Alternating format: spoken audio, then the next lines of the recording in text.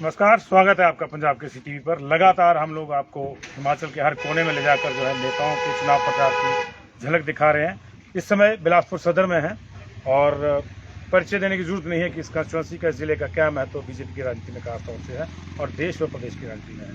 हमारे साथ त्रिलोक जम्वाल जी हैं, बिलासपुर सदर से अपना भाग्य आजमा रहे हैं। त्रिलोक जी, बहुत बहुत स्वागत है आपका। और सबसे पहला सवाल तो ये कि संगठन में तो आपको बरसों से देख रहे हैं, क्या फर्क पाते हैं संगठन की सियासत में और सीधे वोट की सियासत में? देखिए, जब व्यक्ति संगठन में होता है तो तब भी वो अपने जो भी प्रत्याशी चुनाव लड़ते हैं उनके लिए वो रणनीति भी बनाता है और उनके लिए वोट भी मांगता है, प्रचार भी करता है, प्रसार भी करता है।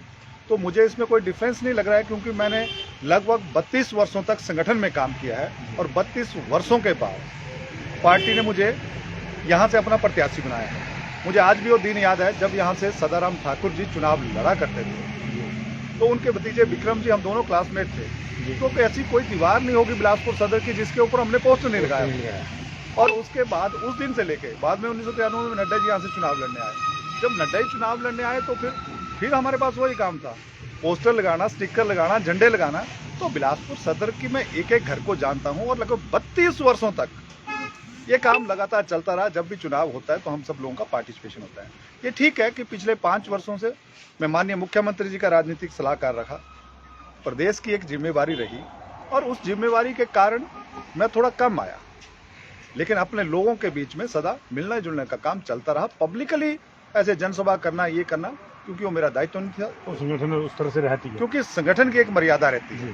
संगठन की मर्यादा है कि आप एक लक्ष्मण रेखा क्लियर नहीं कर सकते।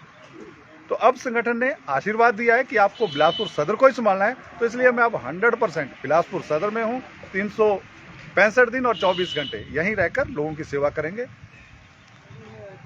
जिस तरह से संगठन ने आपको ये जिम्मेदारी दी है, तो आप इसको जो है किस तरह से देखते हैं कि ये आपके लिए मौका है या आपके लिए जो है और बड़ी जिम्मेदारी है?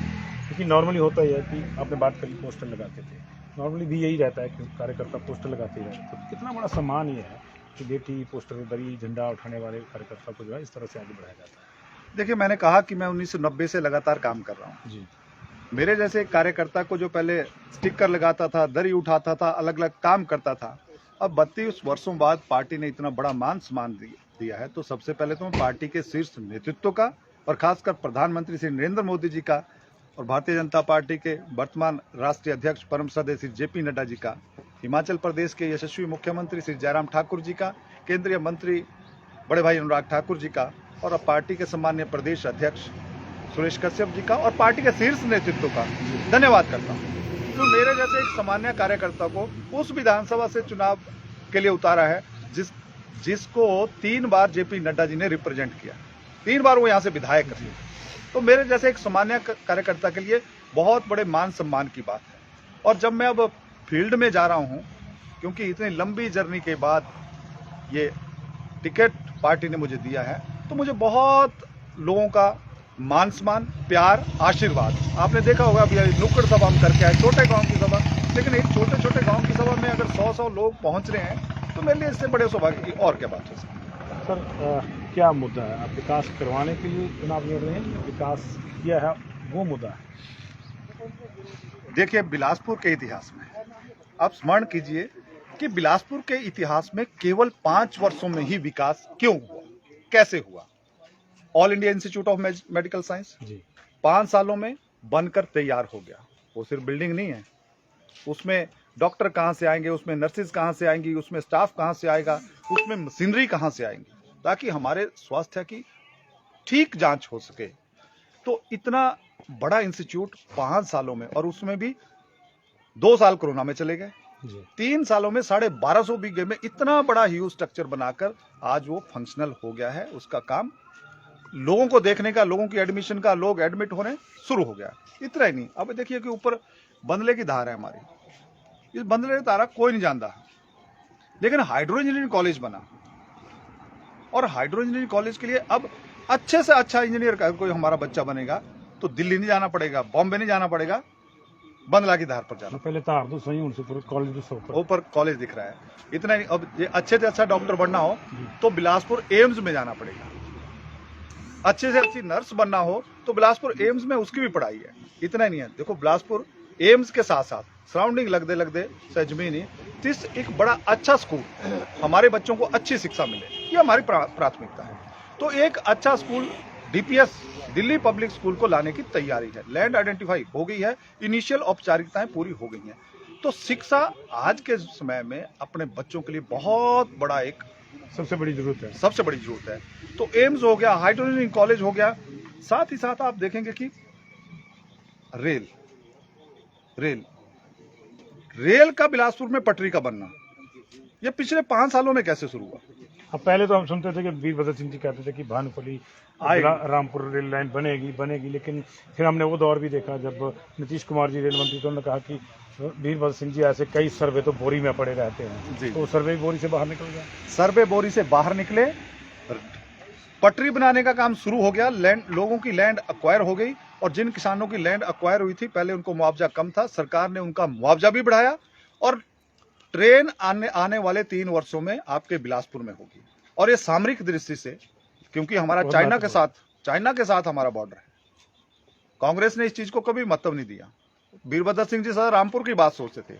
ये भारतीय जनता पार्टी की सरकार है, माननीय नरेंद्र मोदी देश के प्रधानमंत्री हैं, तब ये ट्रेन, और जेपी नड्डा जी भारतीय जनता पार्टी के राष्ट्रीय अध्यक्ष हैं, तब ये ट्रेन, और ट्रेन की पटरी बिलासपुर में, उसकी टनलें बनना शुरू हो गई, पटरी का काम कटिंग सारी शुरू हो गई, और आने वाले 3 वर्षों में ट्रेन बिलासपुर में होगी। अब आप स्मरण कीजिए, ट्रेन बिलासपुर में होगी, एम्स बिलासपुर में हो गया, हाइड्रोजन कॉलेज बिलासपुर में हो गया, और अगर आप आए होंगे तो 4 लेन हमारा कितना चकाचक हो गया। मुझे याद आया एक पिछली बार जब हम आए थे, बहुत पहले, जब प्रभारी होते थे मोदी जी, तो बोट में बैठ के ऋषिकेश गए थे। हाँ, वहाँ उन्होंने संगठन के कुछ लोगों से बातचीत करी, फिर वो मशहूर ऋषिकेश का मिल्क केक खाया। अभी अगर आपने खाना तो आप ड्राइव करके पड़े आसानी से चले जाते हैं। बिल्कुल। देखिए, इस गोविंद सागर के ऊपर आज तक कंदरौर पुल को छोड़कर जब से गोविंद सागर बना है कोई भी पुल नहीं, कनेक्टिविटी नहीं थी, कोई कनेक्टिविटी नहीं। पहली बार 2 धारों को जोड़ने का काम इस 4 लेन के माध्यम से, और 3 साल के रिकॉर्ड टाइम में वो पुल बन गया, 3 साल के रिकॉर्ड टाइम में। तो आप देखिए कि विकास, और इतना ही नहीं, वहीं जहां ये मिल्केक की आप बात कर रहे हैं, जो आपने देखे होंगे कि हमारे पुराने मंदिर हैं, जी, उन मंदिरों को ऊपर लाने के लिए, और वहां पानी को रोककर टूरिज्म के क्षेत्र में एक बहुत बड़ा काम, वाटर स्पोर्ट्स का जो है, वाटर स्पोर्ट्स का, वो मेन फोकस रहना चाहिए मुझे लग रहा है। वो 1400 करोड़ का ऐसा प्रोजेक्ट है जिसके माध्यम से हमारे बच्चों को रोजगार मिलेगा, हमारे बच्चों को स्वरोजगार मिलेगा, बिलासपुर के और खासकर बिलासपुर सदर के नौजवानों को घर द्वार रोज मिलेगा। इतने बड़े बड़े प्रोजेक्ट लगे हैं, तो रोजगार और स्वरोजगार मिलेगा। इतना ही नहीं है, जो बिलासपुर का ये जो मंदिरों को ऊपर उठाने का जो काम प्रोजेक्ट है, इस प्रोजेक्ट के माध्यम से आपने देखा होगा कि साबरमती के तट पर जैसे सोलर फेंसिंग है, सोलर का जो सारा सिस्टम है, जब वैसा सिस्टम इस दरिया के किनारे पे होगा, और आप इमेजिन कीजिए कि वैसे टूरिस्ट जब इतना चंडीगढ़ से आएगा, बाहर से आएगा, क्योंकि चंडीगढ़ से इस स्थान की दूरी केवल 1 घंटा 20 मिनट की रह जाएगी। जिसको मनाली जाना होगा, हॉल्ट पहला यहाँ, हॉल्ट वहां होगा, तो वहां होटल इंडस्ट्री बनेगी, टूरिज्म के और छोटे छोटे आयाम वहां खड़े होंगे, तो हमारे युवाओं को रोजगार मिलेगा। और सौर ऊर्जा के माध्यम से कोशिश कर रहे हैं कि इस प्रोजेक्ट को और व्यापक बनाया जाए, सौर ऊर्जा के माध्यम से भी यहाँ बिजली भी मिले, और व्यापक एक नजारा बिलासपुर का। अच्छा, एक सवाल मेरे जहन में भी आया, हम लोग मिल्क केक को प्रमोट करेंगे या चिट्टे की प्रॉब्लम यहाँ ज्यादा है, उसको किस तरह से करेंगे? क्योंकि ये लड़ाई है, मुझे लग रहा है मिल्क केक और चिट्टे की भी हो गई है। बिल्कुल ठीक कहा आपने। जब मैं डेवलपमेंट की बात कर रहा हूं, तो भारतीय जनता पार्टी का विजन है डेवलपमेंट, और हम विकास के ऊपर सारा चुनाव लड़ रहे हैं, विकास के ऊपर।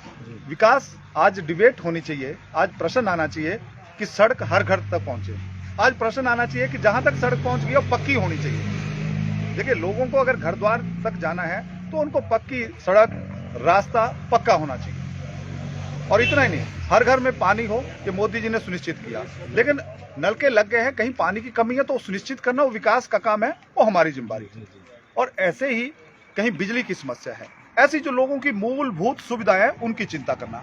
हमारे बिलासपुर में काफी एरिया ऐसा है, क्योंकि इधर कोल डैम है, उधर भाखड़ा बांध है, तो पानी का बहुत ज्यादा है, तो क्यों ना जहां हम इरिगेशन कर सकते हैं तो उस पूरे इलाके में, ताकि हमारे किसानों को लाभ, जो एरिया इरिगेशन के उसमें आते हैं वहां इरिगेशन होनी चाहिए, ताकि हमारा विकास हो, किसान हमारा आत्मनिर्भर। मेरा मसला वही रह गया चिट्टे वाला, क्योंकि ये बहुत समस्या है।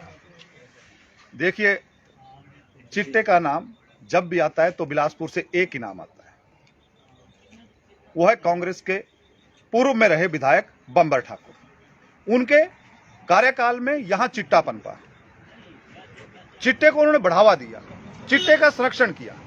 इतना मैं इसलिए नहीं कह रहा हूं, मैं इसलिए कह रहा हूं कि उनके बेटे की गाड़ी में कितना चिट्टा पकड़ा गया, एफआईआर दर्ज हुई, पुलिस में केस रजिस्टर है, आगे की कार्रवाई चल रही है। आगे की कार्रवाई चल रही है। तो जिनका परिवार, जिनका बेटा, कहना नहीं चाहिए, लेकिन उम्र 16 साल की उम्र में आप चिट्टे का व्यापार कर रहे हैं, 16 साल की आयु में। तो नाबालिग थे, इसलिए कोर्ट से बेल मिली। नाबालिग होने का अब 16 साल की उम्र में आप चिट्टे को बढ़ावा दे रहे हैं। चिट्टा एक ऐसा अभिशाप है। पिछले कल बिलासपुर में एक 24 साल का नौजवान, सबसे पहले तो मैं उसको श्रद्धांजलि देता हूं, उसके भगवान से प्रार्थना करता हूं कि उस दिवंगत आत्मा को शांति दे। लेकिन 24 साल का युवा हमें छोड़कर चला गया। ऐसी लोगों ने, किन लोगों ने संरक्षण दिया, किन के कार्यकाल में ये फैला? तो असली लड़ाई तो चिट्टा माफिया के खिलाफ ही। पूरे उसमें सारे लोग एकजुट हैं कि चिट्टा माफिया जो हैं, चिट्टा माफिया को बिलासपुर में कोई स्थान नहीं है। यहाँ स्थान है तो विकास करवाने वाले लोगों को है। चिट्टा ही नहीं, यहाँ गुंडागर्दी चरम पर थी। मैं परसों का उदाहरण आपको बताता हूँ। बीजेपी के राष्ट्रीय अध्यक्ष हरलोग में एक जनसभा के लिए जा रहे थे। कांग्रेस की वहां जनसभा थी, जनसभा समाप्त हो गई थी, और जनसभा समाप्त हो गई, सारा कुछ हो गया। वहां कुछ ये लोग सिर्फ हुड़दंग करने के लिए उनके काफिले को रोकने का, देखिए बीजेपी के राष्ट्रीय अध्यक्ष हुड़दंग करना, और वो भी बिलासपुर के ही, और वो भी बिलासपुर के। बिलासपुर की जनता ने अपने सपूत को, जिन्होंने पूरे देश में, पूरे विश्व में बिलासपुर का नाम आगे बढ़ाया है, उनकी वजह से बिलासपुर का कितना मान सम्मान है। लेकिन कुछ लोग, इतनी राजनीति में होता है, आमने सामने आएंगे, विचारों की लड़ाई है, विचारों की लड़ाई में कोई नहीं है। यहाँ बात होनी चाहिए प्रोग्रेस की, बात होनी चाहिए विकास की, बात होनी चाहिए अच्छी एजुकेशन की, अच्छा पीने का शुद्ध पानी लोगों को मिले, 24 घंटे पानी मिले, हर घर को सड़क हो, ये विकास की बात होनी चाहिए। सड़क रोक के, नारे लगा के ऐसा तो कोई काम नहीं कर सकता। तो ऐसे हुड़दंगबाजियों को और ऐसे गुंडागर्दी करने वालों को हमारा समाज कभी भी बर्दाश्त नहीं करता। तो जी, व्यस्तम चुनाव प्रचार आपका चल रहा है, तो फिर से मुलाकात करने की कोशिश करेंगे। आपने हमारे लिए समय निकाला, बहुत बहुत धन्यवाद।